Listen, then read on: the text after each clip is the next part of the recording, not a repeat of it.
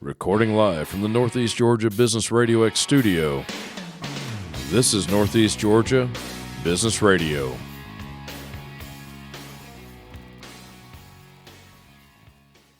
Welcome back, folks. Welcome back to another edition of Northeast Georgia Business Radio. I'm your host, Tom Sheldon, and yes, coming to you live from the beautiful Empower College and Career Center of Jackson County.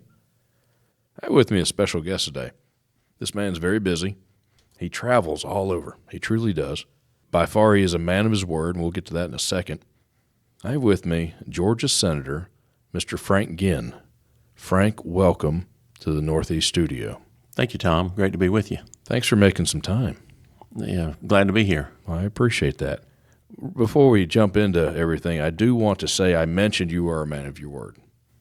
And about 2 years ago, I'm going to get on the soapbox. About 2 years ago, when Mike Salmon, my business partner, we were throwing around the idea of a studio up here in Jackson County. You told me flat out, looked me square in the eye and said, hey, when you get that studio up and running, I'm going to be on the show. And here you are, man of his word. Thank you for that. Excited to be here. Glad to learn a little bit more about RadioX and what all you do. And we do it. They pretty much. I actually was down at the Gwinnett Arena and ran into another Business X studio, and Mike was there, and I said, "Good to see you again, Mike." Because I think we met over. He was there. He was there. Yeah. Jackson County Chamber breakfasts. That was it. Yeah, we're everywhere. It's becoming contagious, I think. Well, I was earlier today. I was over at the Tika plant with our good friend and president of the chamber, Jim Shaw, where he says it's a great day to be in Jackson County. It is a great day. I think every day. I do live here, full disclosure. I live here. Frank, you're a state senator. How long have you been doing that? I'm in year 13. 13. So you're in the middle of what, seventh term? Yes, sir. Two-year term. 2-year terms, yes, sir. Wow. You're pretty good at math. Yeah, you know. I'm very fortunate. I never, ever saw myself running for office. And really? For me, one of the things that was really interesting there was go back, look at your history. 14 years ago, the state was floundering. We had a lot of people that were really hurting, unemployed, out of jobs. Yeah. And I've done a lot of things in local government. I'm an engineer. We like to solve problems. Oh, absolutely. So for me, what was great was, okay, I want to take that experience and try to help the state. And we've had tremendous leadership, Governor Deal, Governor Kemp, that have kept Georgia open for business, and that's where, we've made such progress. And the going through a manufacturing plant, it's kind of sad because they had some pictures up there from 10 or 15 years ago, and unfortunately I was in when they were opening the plant, and Right. some of the things that going on there, and it's they're making compressors for every kind of automobile you've probably heard of, the air conditioning compressors, and it's good to see that kind of success. It's rolling. It's somewhat of a catchphrase now because we're a few years after the fact. The whole Georgia was kept open, and it was, thank goodness. That's a bigger impact than people realize, I think. Am I right on that? Yes, sir. I mean, it's huge compared to maybe other states that weren't. Well, we're fortunate. I think we're fortunate. Hopefully by now you've heard Georgia's the best state in the country to do business for the 9th year in a row. 9 years. Only 9 years, yeah. Yeah. What was great there was, I was chairing the Economic Development and Tourism Committee when we first won that award. And I'd always hear the governor talk about, the efforts he made to do that. I always jokingly tell him, I said, just when I became chair of that committee that you got there, Governor. And it is one of those things. We are a business state, business friendly, and I love business radio. Well, we try. We amplify the voice of business around here. We try desperately anyway. Now, okay, 7th term. Man, why do you keep doing it? You must love it. You just must love it.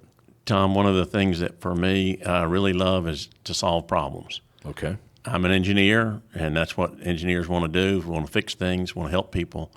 And for me, that's why I ran for office. You look and you see, it's just like today. I was at this tour, and okay, what can we do to make business better? Yeah. And we all know that our futures and our children being here at the Jackson County College and Career Academy and what's going on, okay, we've done a lot to tremendously help education. We, I was an old 4-H'er. The motto of 4-H is make the best better. That's right. We keep striving to do that, and helping people is always a good reward. I think we're fortunate to have you. But hey, Frank, I stay out of the politics, right? I stay above it, right? I try to. Yeah, so do you, smart man. Let's see, 7 terms. You don't plan on quitting anytime soon, I hope. It's up to the people of the 47th That is district. true. That is true. I meant to mention the 47th district. That's what you represent, which is what, here in Jackson County. Yes, sir. Here in Jefferson. It is, and It's a big area now. It covers multiple counties. And the Jackson, Barrow, Clarke, and Madison County. Those voters that live in those areas get to decide how long I serve in this capacity. Okay. But I tell people all over the state, I don't care if you're in St. Mary's or Chickamauga, I'm your senator. And they look at me kind of funny because most people got to remember their civics lesson. Right. For us to pass legislation or do something, you have to get it passed by a majority at the Capitol. That means the majority of the senators. That means the majority of the House members. And it has to go before the governor to get signed into law. So we have to do things as a team. We cannot do anything. I can't pass a bill by myself. Right. I got to get 28 others in the Senate to vote for it. But then I got to go over to the House and work it over there and try to make sure I get at least 91 because there's 180 House members, Right. 56 senators, and it's a math lesson. But for me, we're blessed. We've got a lot of great people serving at the Capitol, and I've been elated. I first got up there and I was kind of worried about what I would run into. Quite honestly, I was really refreshed to see 99% or better of the folks that are there for the right reason. They're Good. trying to help their community. That's good to know. What committees do you serve on? You serve on several, do you not? Yes, sir. Said one of the things, and this year I'm doing something a little bit different. Been chairing the State and Local Government Operations Committee this year. Okay. Now, what does that do before you go on? They basically a lot of different things come across it. Pretty much all local legislation.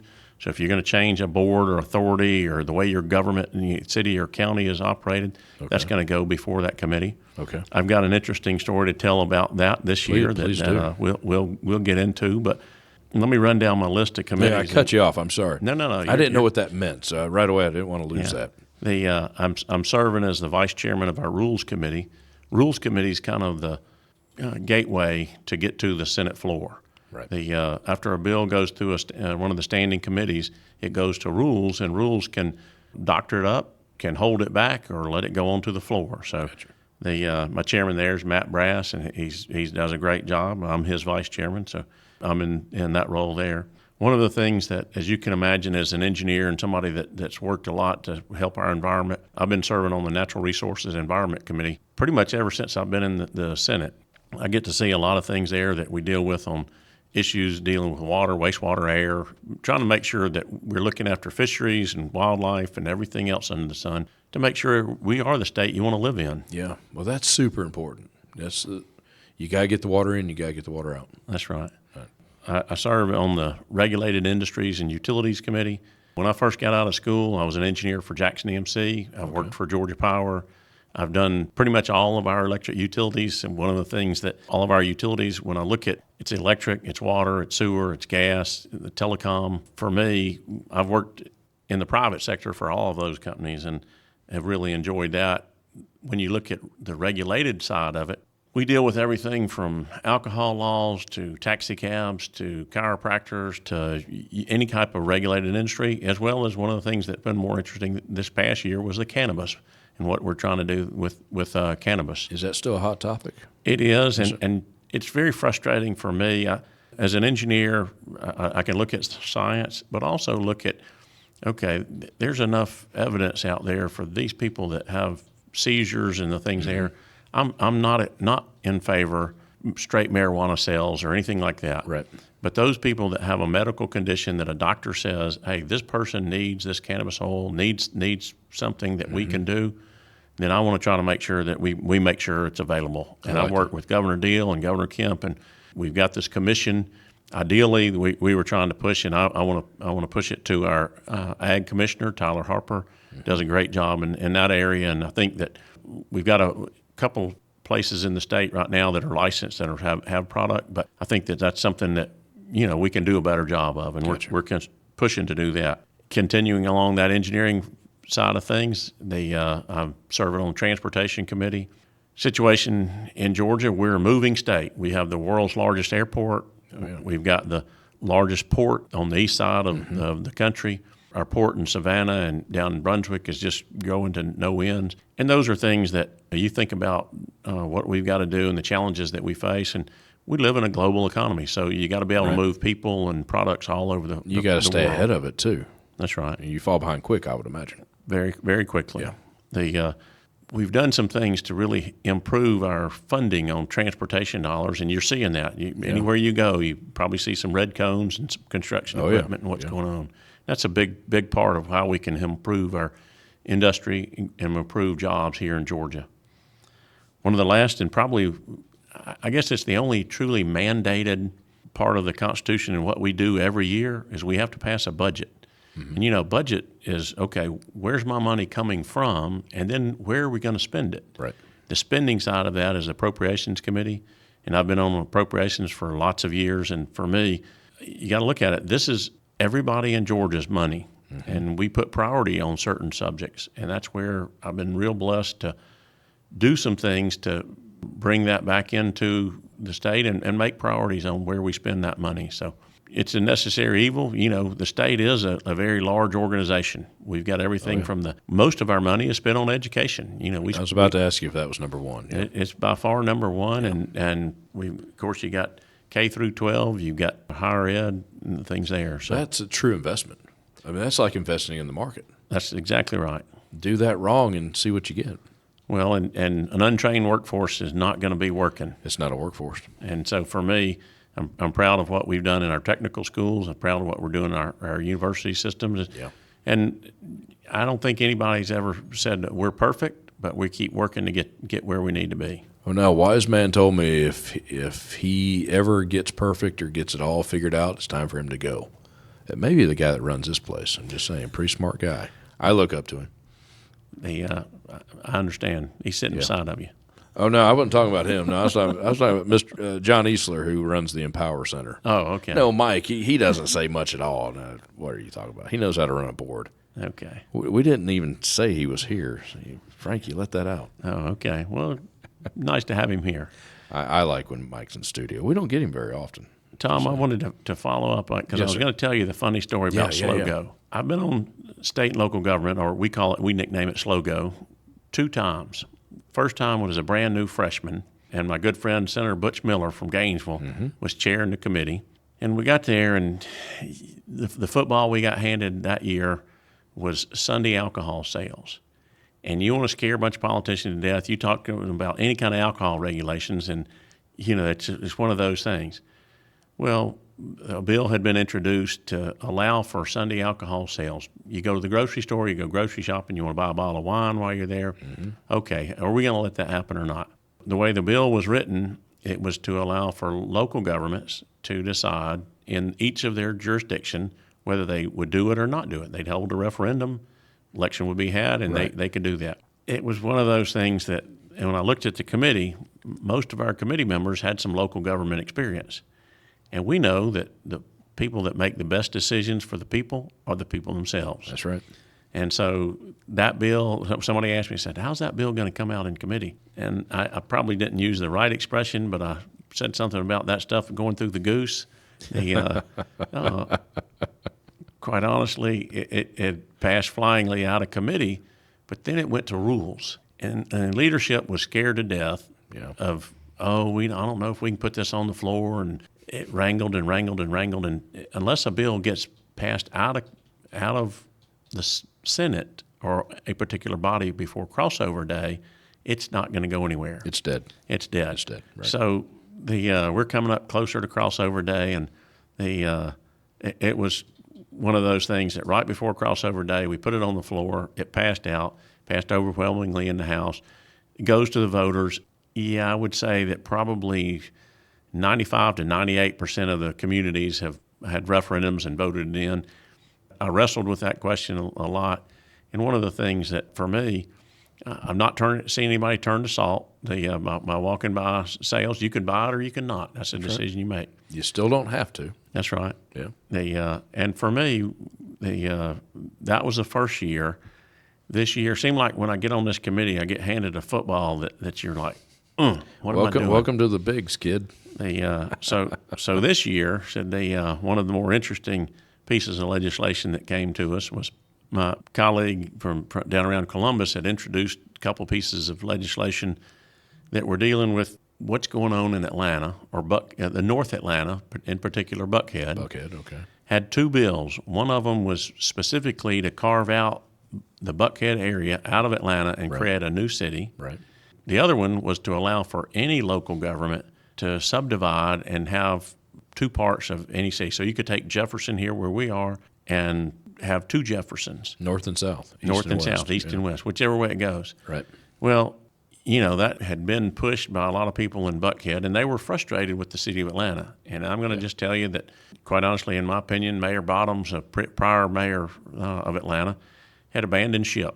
She had left the city of Atlanta during her term. The pandemic's going on, and she wasn't getting things done that needed to be done to address the concerns of the public, and especially those people that in Buckhead. They probably pay a little higher taxes in that area than they do the rest of Atlanta, and they're not getting the services. And so I could feel their frustration. We had committee meetings and what was going on there. Well, I'm going to brag on our Lieutenant Governor, Burt Jones. One of the things that he had heard that frustration, and he told me, he said, Frank, I want you to handle this bill, and I want you to shepherd it through committee. And of course, I told him, I said, well, Burt, these people need help, and they need a voice, and they need somebody that's going to help to get that done. Yeah. On the other hand, Burt, I'm going to tell you, public policy, this is a terrible bill that I can't support. And, here's the president of our Senate, our lieutenant governor, just handed me this bill and said, Frank, I need you to get it. But I told him, I said, Burt, as chair of the committee, I don't vote unless there's a tie. So we're going to have committee hearings, and we're going to listen to the public, and we're going to let them express opinions and what's going on. It did go through committee. I didn't have to vote. I told him, I said, when it goes to the floor, I'm going to work my darndest to make sure that bill fails, but I'm going to brag on you, Burt Jones, our lieutenant governor, because he gave those people a voice in Atlanta that did not have one. And that's what our job is to represent our constituents. And I don't care if it's a district state senator, lieutenant governor that gets elected statewide, we're there to make things better. And I will tell you, said Mayor Dickens in Atlanta has listened to those people. He's responded. And, we may be politically different on some certain issues, but I'm going to give him a lot of credit because he's done things to help address those concerns of what we heard in those committee meetings and what's going on with it. So we don't always have to agree on everything that's going on. Right. But that's where, for me, we're trying to work for the good of the people. And I'm really impressed that you hear about all the feuding and stuff, what's going on in Washington, D.C. I'm proud of what we see on the state level. Probably 98, 99% of the bills that we deal with are bipartisan. We don't have the lockdown that you see on the federal bureaucracy. That's why we have such success here in the state of Georgia. That's keeping working together. It starts at the top and it trickles all the way down. Yes, sir. It really does. Mayor Dickens, I think he's great. He's out there. He's out and about. He doesn't hide behind a camera. I think it's pretty cool. The only thing I can say bad about Mayor Dickens, and I'm just going to make sure that all my dog fans understand this. He went to Georgia Tech. I knew that was coming. He did go to that trade school down on North Avenue. Trade school. I don't know. We're trying to get him to go dogs a little bit more, but hadn't quite got him over that fence yet. You have to wear him down on that one. Yes, sir. That's awesome. Have you seen anything just real interesting, something that just really, maybe it didn't pass, that legislation is trying to be passed? Is there just something crazy off the wall? There are. Is that a bad question? It's not a bad question. I'll talk about a bill that I had that a lot of people think, well, that's crazy. But I want to try to make sure that this is one that they give us a badge to wear. And so you work in that. A few years ago, I was chairing the Transportation Committee. So I'm looking at every red light that I come up to, and I look around at the cars to my left, cars to my right, and what's everybody doing? Just like our seatmate here. Looking at their phone. He's on his phone, yeah. But what they're doing is they're looking at those phones, and they know it's against the law for them to be in their car driving and looking at their phones. So they're holding their phone down at their kneecap. Yeah. When you look at that, and I'll just do an experiment, back up just a second and hold your hand down about your knee. Can you see me at all when you're looking at your kneecap? No, sir. And the problem there, Tom, is that's what's happening at every one of these stop signs or stop lights or whatever you want to do. People are doing something on their phone, and they're not aware of anything that's going on. Right. So the guy behind them, the lights turn green, gets frustrated, honks the horn. First thing that happens is a middle finger comes out. Maybe they get to an issue, or hopefully that's all that comes out. Yeah, that's right. Yeah. Or what's worse is somebody hits the gas when the car in front of them hadn't moved, and bam, you've got an accident. You've got a problem. We're delaying transportation. And so for me, I said, okay, I support the hands-free bill. So it's one of those things. If you're moving, I want you doing it. Right. But I thought, okay, I had a group of, I think it was actually Jackson County high school kids coming to the Capitol one day. And so I'm down there, they toured them around, and we went into the Senate chamber, and they had a little discussion about this bill. I didn't realize it, but one of our radio folks was sitting in the back of the room. I wasn't paying attention to him, but he was paying attention to me. Mm-hmm. So he shoots something out about this bill, and the next thing I know is that night I'm on WSB. They're talking this thing, and it's like, because people, it's almost comical.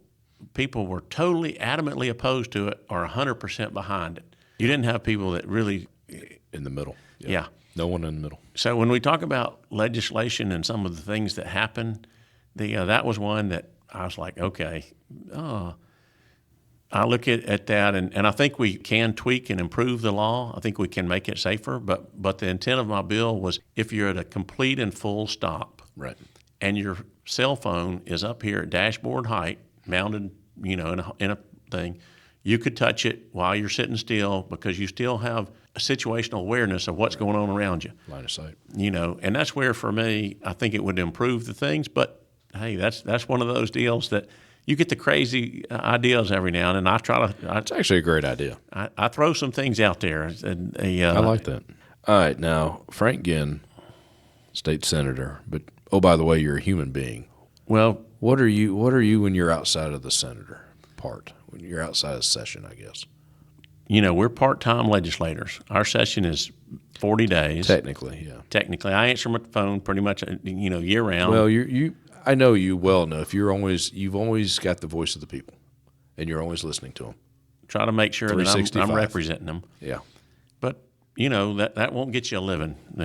I believe our pay has increased since I first started 17 years ago. We were $17,300 a year, and I think we've got about $5,000 above that now. Rolling in it, man. Oh, yeah. No wonder you stay in it. So for me, I'm not real good at math, but I don't think anybody's going to get rich serving in the legislature. You got to have not right away. and that's a sad thing in Georgia. I will tell you, whenever it's time for me to go, I hope that the next person that comes in can do something that, okay, how do you get other than retired or independently wealthy people to run for office? Because that's the toughest thing about serving in the legislature for me. I will tell you that my income has cut in half for what you serve because your day job, you got to tell somebody, hey, here's what we're doing. And so, your employer is going to look at that. Now, fortunately for me as an engineer, get to work with a great company, started a few months back with Thomas and Hutton Engineers. Mm-hmm.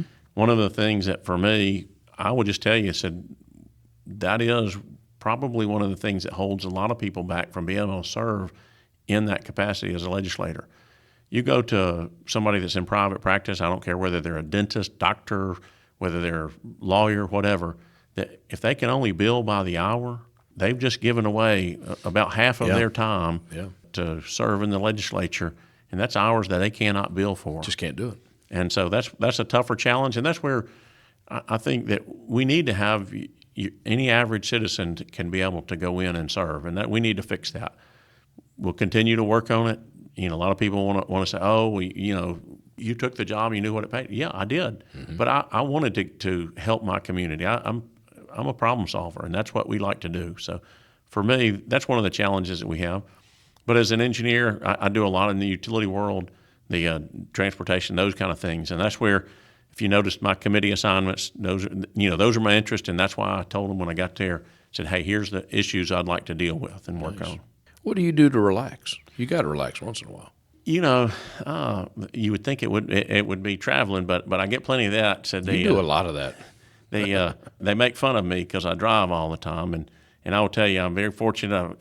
Me and my wife had 2 children. Unfortunately, I lost one of them in an accident on our farm. Sorry. Our daughter, who has, I tell you what, if you haven't watched Top Gun Maverick, go watch it. Good movie. And I want you to think about, okay, now Top Gun Maverick is Catherine Ginn, my daughter.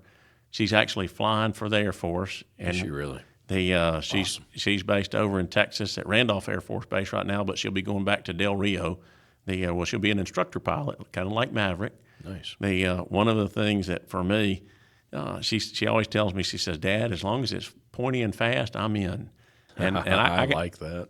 Tom, I can talk about my daughter all day long because she went through, and one of my coworkers, a couple months back, she was introducing me to folks, and she said, "Oh, Frank, you can't tell them you're an ag engineer from the University of Georgia. You have to tell them something else that's exciting or something." Said, "You're meeting engineers from Georgia Tech and Clemson and other places." And I said, "Yeah." I said, "Okay." So she says, "Why don't you tell them about your daughter that's the fighter pilot?" Said, "In the Air Force." I said, "Okay." Said so I turned around and I said, "Okay, my daughter's a fighter pilot in the Air Force, but she's also an ag engineer from the University of Georgia. So with that degree, you can go anywhere. The sky's the limit. And she's proven that." So she is. That's awesome. I had no idea. That's good. That's why we got you in here. Oh, by the way, Frank's a person. By the way, he's a real person. Man, it's been great having you in here. Tom, it's great to be with you. I know that you're killing it in the radio world. We're trying to. These podcasts. I don't know what this one's going to do for you, but it'll be good. Some of the other ones, I'm sure, This knocking. has been fun, man. Yes, sir. Before we get out of here, though, one very special thing about you give your phone number out. Yes, sir. My phone number is 706. You're going to give it out? Yes, sir. 706-680-4466.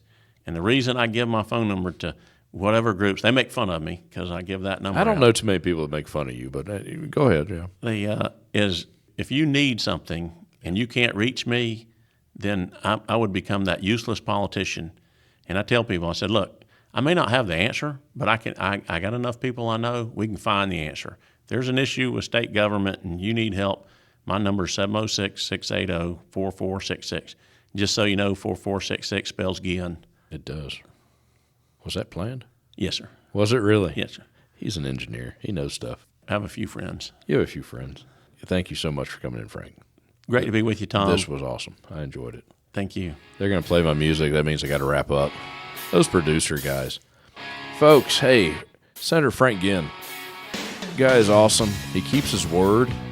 And he's honestly a lot of fun to hang out with. 706-680-4466. I'm Tom Sheldon. We'll talk to you soon.